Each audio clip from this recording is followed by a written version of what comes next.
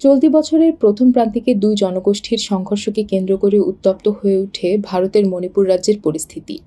প্রায় 4 মাস শান্ত থাকার পর এবার আবারও অগ্নিগর্ভ হয়ে উঠেছে মণিপুর।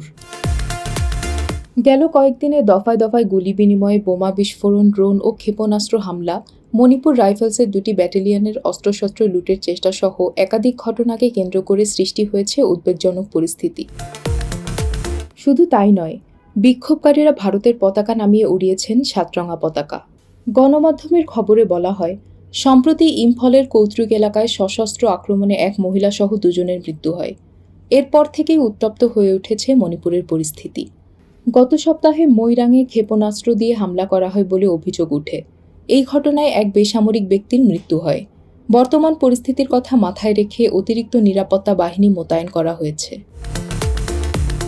পুলিশ বলছে, সাম্প্রতিক সংঘর্ষে অত্যাধুনিক ড্রোন ও আরপিজি ব্যবহার করা হয়েছে। এ ধরনের অস্ত্র সাধারণত যুদ্ধের সময় ব্যবহার করা হয়। গেল 6 সেপ্টেম্বর সন্ধ্যায় মণিপুর রাইফেলসের 2টি ব্যাটালিয়নের অস্ত্রাগার লুট করার চেষ্টা করা হয়, কিন্তু সেখানে মোতায়েন যৌথ বাহিনী তা মোকাবেলা করে। এমন পরিস্থিতিতে মণিপুরের শিক্ষা প্রতিষ্ঠান বন্ধ রাখা হয়েছে কয়েকদিন। বহু এলাকায় বন্ধ রয়েছে দোকান বাজারও। এদিকে অভিযোগ রয়েছে, সশস্ত্র কুকিদের কাছে যে অস্ত্র রয়েছে তা দিয়ে তারা 20 কিলোমিটার দূরের লক্ষ্যবস্তুকে হামলা করতে পারে। যদিও কুকিদের পক্ষ থেকে অত্যাধুনিক ক্ষেপণাস্ত্র ব্যবহারের কথা অস্বীকার করা হয়েছে।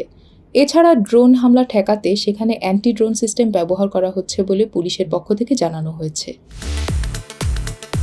স্থানীয় সাংবাদিকরা জানান, সাম্প্রতিক ঘটনায় যে ধরনের অত্যাধুনিক হাতিয়ার ব্যবহার করা হচ্ছে তা আশঙ্কাজনক।